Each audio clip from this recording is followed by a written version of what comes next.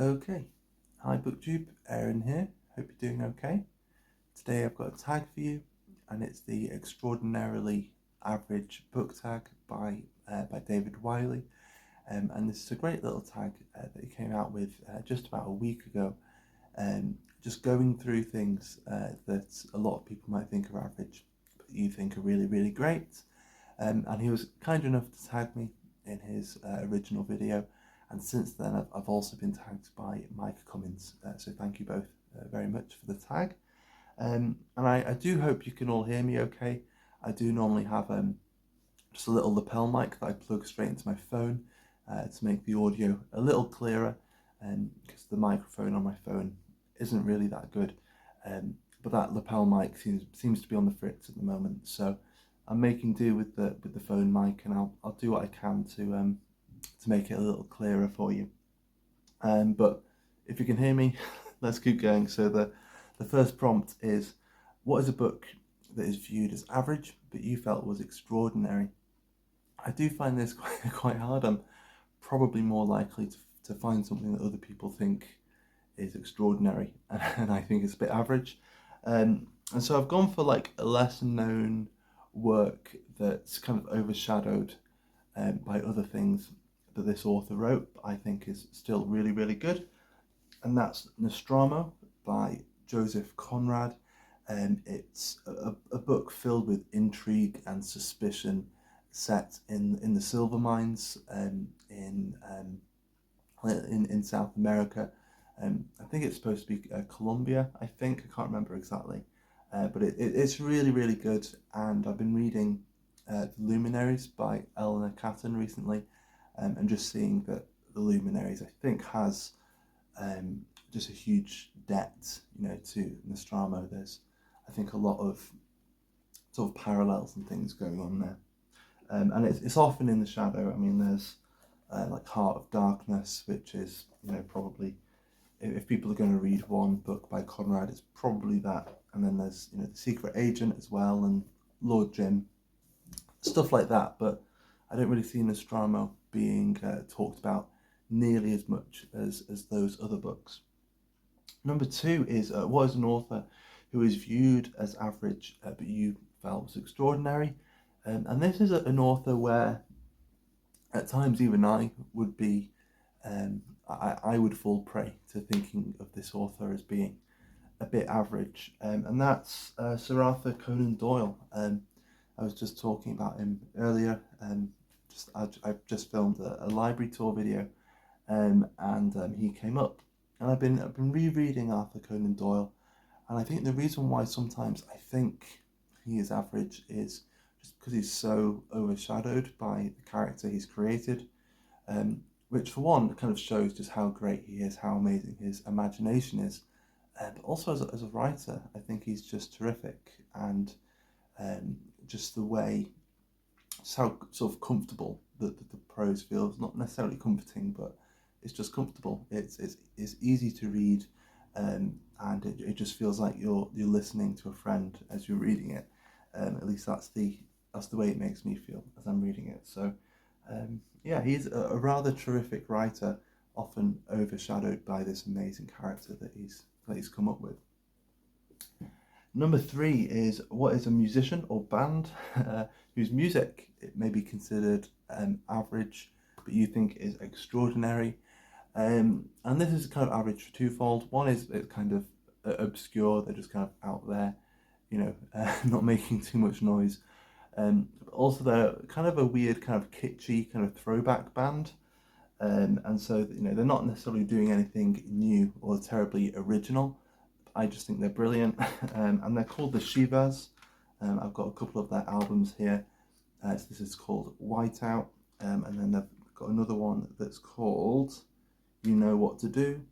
And if you're into sort of 60s garage rock and surf music and stuff like that, I think you'll really like the Shivas. They're just really quirky, really weird, and they have great album covers as well. I might try and put some of their music down in the description just so you can get an idea of what they're like, but I think they're really cool and they make me happy. Number four, what is a TV show or movie that is considered average? but that you think is extraordinary. And I've got The Stranger by, well, it stars Orson Welles. It's about escaped Nazis in America. And again, I think for a lot of, compared to some other films starring Orson Welles, The Third Man and Citizen Kane, I don't know, in terms of general reputation, this probably doesn't stand up. But there is something about this film that I just really love and kind of prefer. Definitely to Citizen Kane. I do really like The Third Man as well.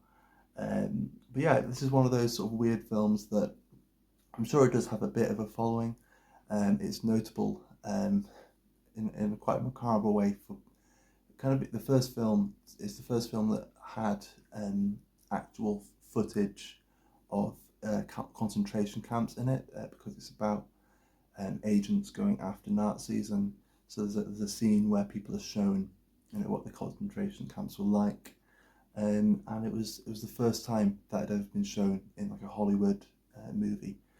So some rather, it's quite a macabre record, but yeah, it's still a really good film, and yeah, it's just something really odd and great about it. Next up, number 5. What is a booktube channel whose subscriber count is average, but you felt is extraordinary? And for me, I'll go with Stalking Kafka. So if you haven't seen a channel yet, it's just a great little channel. And I was just watching one of her videos the other day, and I was really I was really surprised that she didn't have more subscribers, because she seemed like a really just the way she speaks, just the way she films her videos, it seems really professional, and yet really there's still that connection, like she's just having a conversation with you at the same time. And I think she should have way more subscribers. So if you haven't subscribed to Stalking Kafka, then go have a look in the description and go check out her channel. Number 6 is what is a skill you are average at, but you'd like to become extraordinary at it? I'd quite like to be better at cooking, also gardening as well. I only just managed to keep the plants in my garden alive, and with it being February now, I'm not even sure if half of them out there are actually going to come back up in the spring. Number 7, you find a time machine that will take you back in time for a day, but the day you select must be an average day. Where would you go, and what would you do to make the day extraordinary? Maybe since I was talking a little about Stalking Kafka, I have Kafka on my mind now, but Prague is one of those cities that I would really quite like to go and visit. So if I had a time machine, it would be quite cool to maybe be, I don't know, like a postman delivering post around, an office, and just running into a young, rather overburdened Franz Kafka, and just give him his post, maybe give him a knowing smile, and just make him feel really confused and paranoid. That would be quite cool. And then just explore Prague in a really weird and wonderful period in time. I think that would be, yeah, just a pretty cool place and time to be. I realise I didn't actually say when I would like to visit Prague. I hope the young Franz Kafka kind of gives it away, and I was thinking of probably the sort of the late 1910s, at some point around then. So yeah, bit of context, sorry. Number 8, you win a week vacation, but all of the popular travel spots are booked out. Where would you go, and what would you do to make the trip extraordinary? I really like going to cemeteries, so I would really love, there's some great cemeteries in Paris, but I'd love to go to Rome and just not go to any of the famous places in Rome. And I would really love to go to the Protestant cemetery, and I know for sure that John Keats is buried there. I think Shelley is buried there as well, but definitely just to go see John Keats' grave, and just sit in Rome in the sunshine, in in a cemetery, and maybe read some John Keats, I think that would make that a really extraordinary experience. Then finally, number 9 is to tag some extraordinary channels. Since I mentioned stalking Kafka, I will tag her. I will tag the channel of A Disappointed Man, Another Bibliophile Reads, and Jack the Rambling Raconteur. So there we go. That is the extraordinarily average book tag. I hope you found it interesting, and as I often say with tag videos, if you feel like you want to do this but haven't been tagged yet, then feel free to consider yourself tagged.